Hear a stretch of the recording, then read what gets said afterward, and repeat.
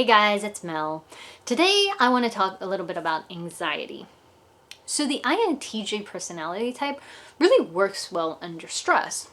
And for me personally, I find that I excel in that environment. I thrive under pressure.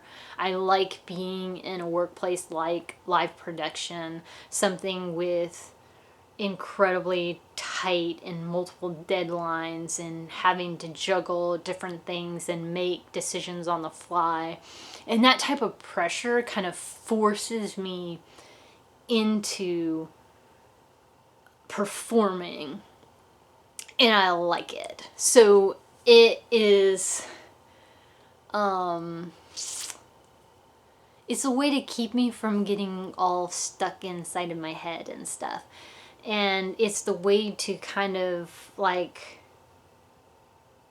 get the information out faster. Like, you think about how coal is pressurized into diamonds, and well, now nobody wants anything to do with coal, but anyway, already coal and diamonds, like people want diamonds, not coal. But that requires all that stress and all that pressure, and that's what I want. Like I want to get there, and so let's put all of that in there.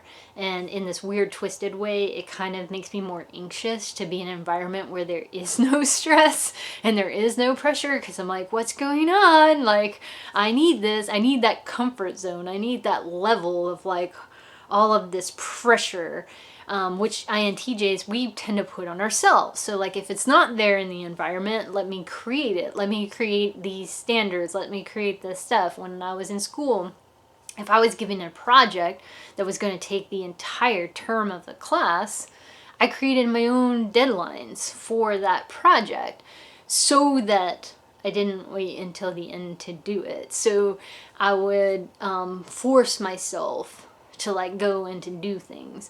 And so I needed that. So when a friend of mine is like, oh my gosh, like, let's go do this week. Oh, I can't because I have to get the rough draft of XYD done on this. And they're like, wait a second, I didn't think we had to, well, no, we don't have to turn that in, but that's my day. So like, I got to do it.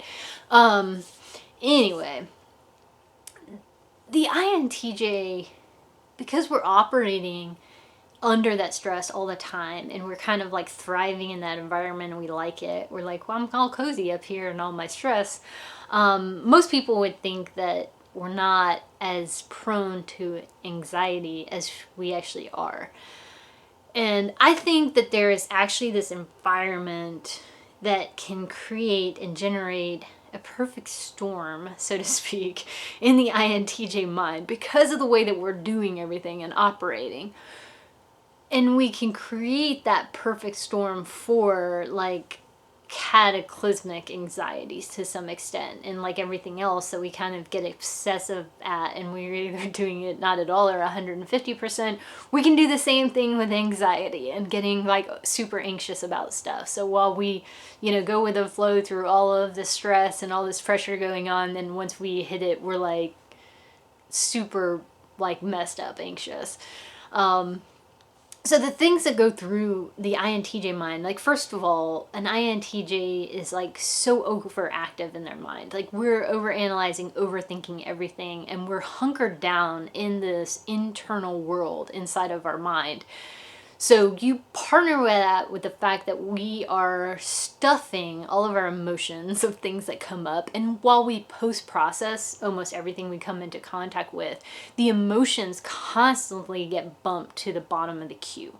So while we might be dealing with a lot of the stuff, the emotions, and particularly the negative emotions, are continued to press down unless we specifically pull them out and deal with them. So that can build as well. Then you have those exceptionally high standards, the pressure that we're putting on ourselves. We create, it's self-generated pressure and stress that we create because we're perfectionists and we want everything to be perfect and we want them to meet all of these standards. And so we create our own stress and pressure. And then you have the driven focus. So an INTJ can get fixated on a project, on an idea, and when we do that, a lot of times we can neglect other things. And typically the most likely scenario is going to be the INTJs fixated on a project or an idea, and they're neglecting their body, and we forget to eat and sleep and things like that.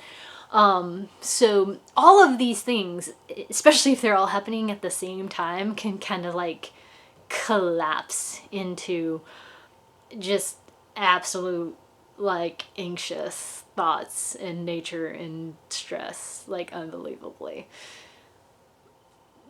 INTJs, in order to cope with anything and any kind of emotion and stress and things that go on, like the best way personally that I've found to cope with things is to understand it. So you have to recognize that it's going on, understand where it's coming from, and figure out how, like what you have to change, how you got there, how you can change it, like where you go from here, and like trying to understand and do all of those things. So one of the ways that we get there into all the anxious thoughts, and probably the quickest way to do it, is the fact that INTJs are typically focused on future speculation. So we're thinking about everything, and we're like, well, how can this end? And then it's just like, well, this could happen, but what if this, and then, well, this, well, if you look at it from here, you know, so on and on and on. But if you get fixated on the negative, which I have a history of doing, and I'm trying to learn to do better, but I've always kind of thought that it was ideal, because why would I want to focus on the positive? I'm looking for problems, right? The problems rely on the negative. But if you get fixated on how something is going to fall apart and how something is going to break and how it's going to fail, your mind gets caught up in all the negative direction, all the negative thoughts. And so you, instead of speculating, now you've transitioned into kind of a worry. And you're thinking about worst case scenarios of how everything could possibly fail and go wrong. And you can work yourself up into this like anxious state, because all you can think about is how it's going to fail, which is horrible when you're a person who's trying to be perfect and succeed at everything, because now you're not thinking about all the possibilities. You're just thinking, well, I'm gonna fail. Let's just see what way it's gonna happen to go. You have to keep that balance between the positive and negative, so you maintain the hope and the idealism that we have in solving the impossible of, yeah, there may not be a high probability of this scenario, but it's possible. And that's the important part, is seeing all the possible outcomes of everything, but not spending too much time thinking about it. So you have that future speculation that again just like breeds that, and the pressure that we put on ourselves. You know, we want to be knowledgeable, we want to know everything, we want to be perfect, we want to succeed, we want to do the impossible, we want to prove ourselves, we don't want to fail in front of other people. And that underlying all of that is this fear of failure. Again, that we illuminate if we're only thinking and speculating of all the possible ways to fail, that you are fueling that fear of failure. And an INTJ, like once we get in that place and we're like, oh gosh, I realize this, I am afraid to fail. Well, it doesn't help, it makes it worse, because now we're like, I'm afraid of something and this is irrational. And why am I being irrational? Like, that's stupid. And I shouldn't feel this way. Why do I feel this way? This isn't right. I don't know what to do about this. And that creates like this cycle that makes it even worse, because like now I'm doing something irrational, which is what I lay into other people for doing all the time. Like, you need to think rationally, and that's why I've compressed all of these feelings in this box, because I'm trying to be rational, and like now I'm acting irrationally. Why am I doing this? I don't want to be doing this. And that, is fueling it even more. So back to those negative emotions, Because again, we're kind of stuffing everything.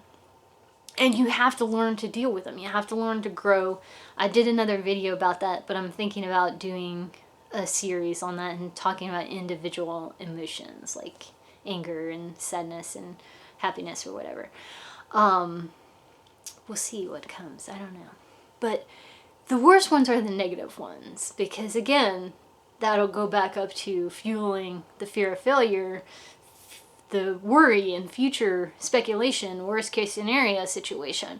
So those negative emotions that are kind of boiling under the surface, they bleed into those and like, you know, collapse all those dominoes.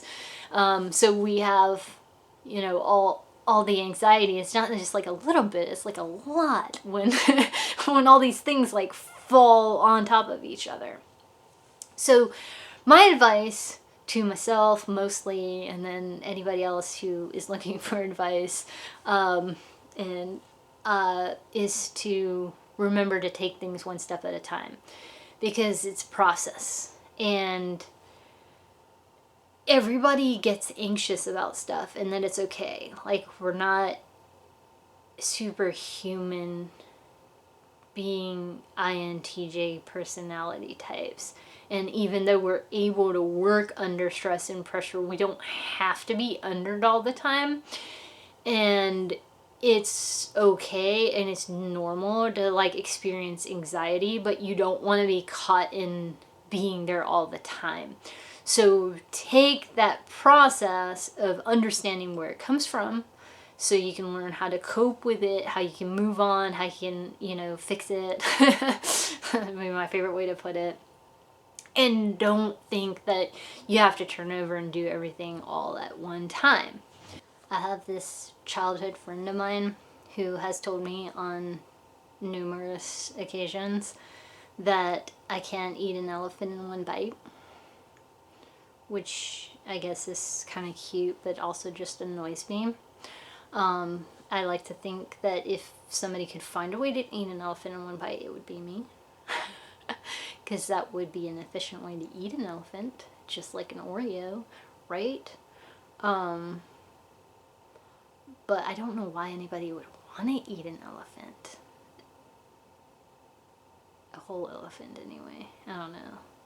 Do people eat elephants? I'm getting off track here. Anyway, the point of the story being, and I have a friend who tells me that all the time because I try to do that. And my fellow INTJs probably try to do the same thing all the time too.